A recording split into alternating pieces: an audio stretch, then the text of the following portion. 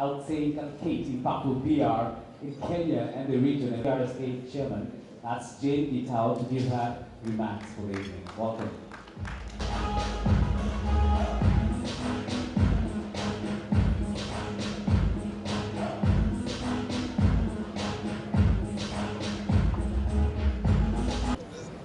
Good evening, everybody. Mr. Lawrence Gikaru, Chair of APRICOM, the only president in the House, Mr. Peter Mutie, President of the Association of Public Relations Societies in Africa,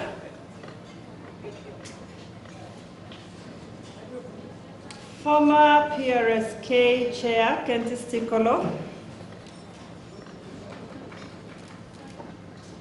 our distinguished judges of our campaigns this year, colleagues, ladies and gentlemen, I am indeed delighted that we are houseful this evening, and this shows our determination to celebrate impactful PR, which is our theme today, celebrating impactful PR. To celebrate is to publicly acknowledge a significant or happy day with a social gathering or an enjoyable activity. So sharing a meal like we have done this evening, sharing some entertainment, and eventually getting to put our hands together for our winners this evening is something that we look forward to. It's a tradition we have had year in, year out for the past 14 years.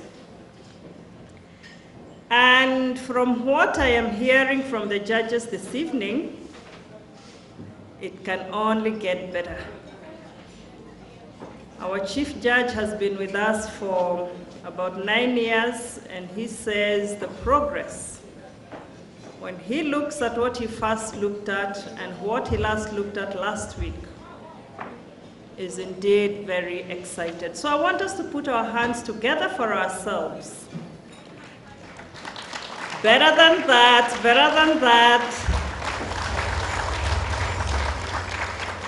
Yes, thank you very, very much.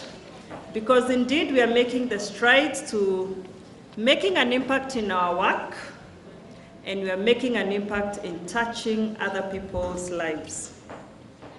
The thing about the work we do is that it's about people. And in life, everything is about people. Whether we are talking about environment, whether we are talking about finance, whatever we are talking about is about people. Because we are looking at making life more exciting for us. We are looking at making life more interesting, more manageable. So I want to thank you, each one of you who put in a campaign this year. And I want to wish you all the best.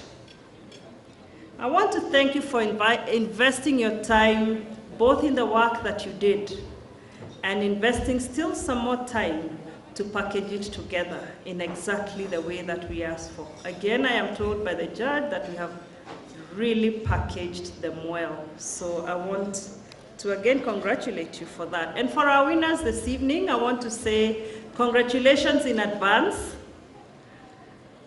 And I also do want to say that our dream is to publish some of these campaigns into books like you have seen Lawrence displaying over here, but also into books and case studies that can be used in the teaching of public relations.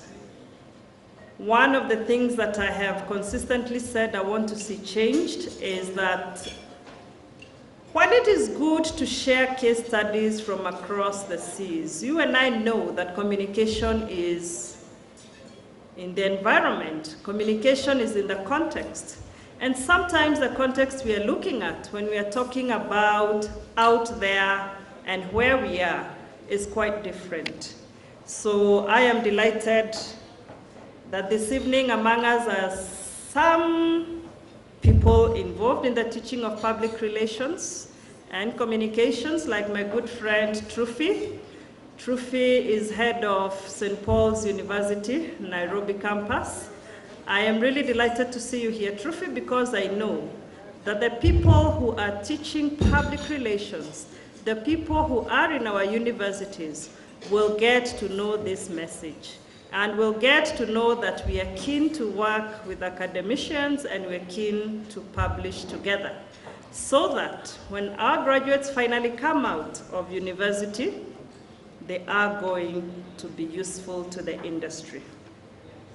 This past week has been a very busy week for us. 52 of us met at Manzoni last week, Thursday and Friday, where we had our annual summit. And I want to thank you for being there.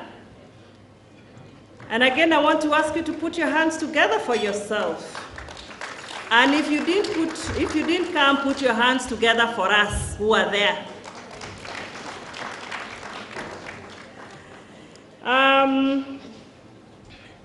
Those of you who came for both days earned yourselves your 40 CPD points, and this we shall be talking a little bit later about. We also received the chair of the Global Alliance for PR and Communications Management, Professor Anne Gregory, and the incoming chair, Professor Gregor Huff, who will be co-hosting with us the World Conference on Public Relations in Emerging Economies next year in November. We also, together with Professor Anne, paid a courtesy call on our patron ministry and our patron, Dr. Matiang'i. And Anne was also able to give a public lecture at Daystar University. We also had some business meetings with the GA, where we agreed on a number of structures on the way we are going to go forward in hosting our conference together next year. We continue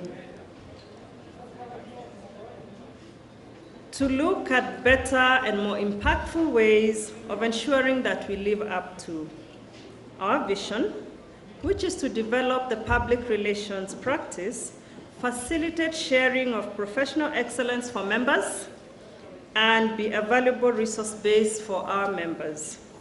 That is what impact is, being resourceful, providing the resource, and being useful to our members. By so doing, we continue to play our role in promoting the triple bottom line, which is people, planet, and profit. Today, we'll only talk about the first P, the people. And people is the greatest resource available. We are creative, we are powerful, and as I said, the world happens because of us. Steve Jobs, the late Steve Jobs, I'm sure you know what he did. Yes, he gave us the Apple brand of computers and technology. Said this: be a yardstick of quality. Some people are not used to an environment where excellence is expected. That was his challenge to his workers, and he said to them, be a yardstick of quality. As we seek to be people of impact, we will be seeking to be people who live a life of quality, people who serve our profession, our clients with quality, because that is what gives an impact. I am sure many of you will remember the stories that we used to read, Hekaya za Abunuwasi. And one story that particularly stands out in my mind is the one where Abunuwasi was sitting on top of this tree, and he's trying to cut the branches, and he's trying to cut a really huge branch. But he was using a panga that was blunt. And so some wise man comes around and looks at him, and he begins to complain and says, you know, I have been trying to cut this tree yesterday, the day before, and today. This is my third day, and I cannot get to where I want. I want it down. The man looked at him, looked at the panga that he was using, And he said to him, "You will never be able to cut that branch with that panga that you're using. You need to take time and sharpen your panga." Sometimes sharpening the panga looks like a lot of work, because sharpening the panga means going to class, learning something new so that you can be a better professional. But like Abunwasi, not sharpening the panga has the opposite effect. You stay on the same task 3 days, 4 days, wasting time, while having taken away some time, sharpening your panga could have helped you to achieve your results faster. So as we talk about excellence, as we talk about impact, I want us to also think about sharpening the panga. And that is why we have given you the CPD, the professional courses, the continuous professional development courses that we officially launched at the last year and began working on this year. We have said that in the future, our membership is going to be determined by how much of that soul we sharpen. We are not asking you to sharpen it as a punishment. We are asking you to sharpen it because we need to be people who make an impact. I remember once when I started my teaching career, because I have been a full-time lecturer for some time, and once in a while I am also a visiting lecturer in 1 or 2 universities. I remember sitting in the staff lounge with my DVC at one point, and he said to me, "Oh, so Jane, you have decided to quit practice, because I worked and then I went to teach and now I have gone back to work in an office again." And he said, "So you have decided that you're going to produce your yellow notes?" And I said, "What do you mean by yellow notes?" And he says, "Oh, those notes that they used in the 1950s. You lecturers are still using them now." I was very offended. But you know, looking around, a lot of times that is what we are doing. And that is why industry keeps saying, what is coming out of universities is not what we are looking for. But I also want to ask ourselves, is what we are giving industry what they really expect, even for those of us who have been in practice for some time?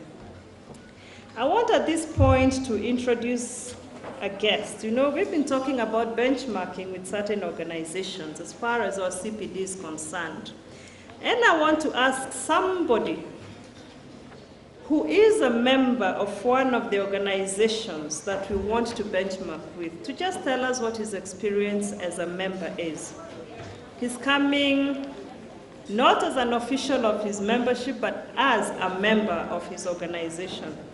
Mr. Auch, Mr. Enos Auch. He is the head of financial management at East Africa Portland Cement. And that goes without saying that he's a member of the Institute of Public Accountants. And I'd just like him to tell us 2 or 3 minutes, what is his experience as a member of ISPAC in as far as this going back to school, Elimu ya Ngubaru, is concerned. Thank you very much. Thank you very much, Madam Chair. Fellow guests, distinguished guests, ladies and gentlemen, good evening. Good evening. Yeah, mine will be very short. I don't expect to take a lot of your time because I come from the other profession, but also I'm one of your customers because I receive a lot of reports from PR agencies. But today I'm not here in my official capacity, as Madam has said, neither am I here as an official of ISPAC. Ladies and gentlemen, this noble profession that you guys are pursuing in the PR world is very critical because you are managing a very important component called information. And they say information is power. How you communicate information will either make or break. And you know, we are living in a very competitive world, very, very competitive world. And everybody is trying to outdo the other.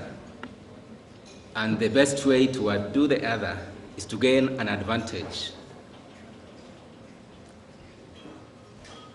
Ladies and gentlemen, the most single advantage that an organization can have is in the capacity, the resource that it has. When organizations come to PR agencies, they're looking for a very critical resource, which is called communication resource. As accountants are very economical with words. We tell you yes or no, but that yes or no can mean quite a lot, can destroy or make. But when we say it,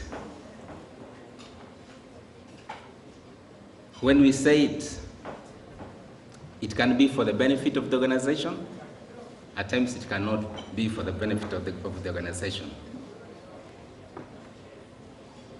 And one thing that caught my attention when I came here today, I didn't know that PR agency has been there for, we are celebrating the 14th gala.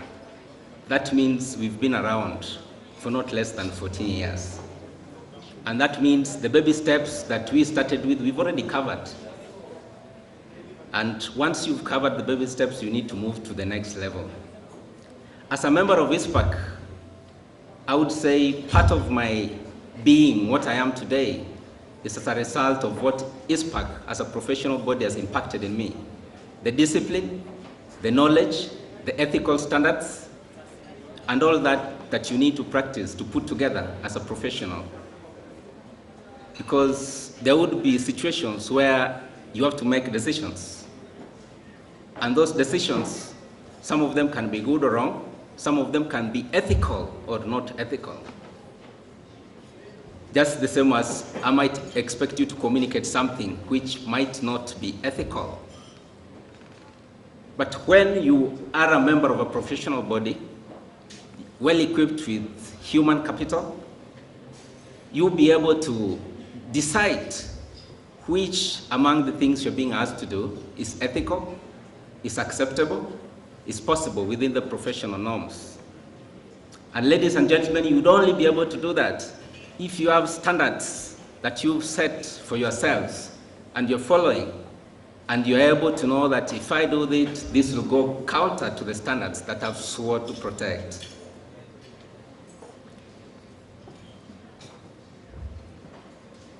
Information is changing. We are living in a very dynamic world where what was right yesterday, what was happening yesterday is no longer happening. And we need to keep on updating ourselves.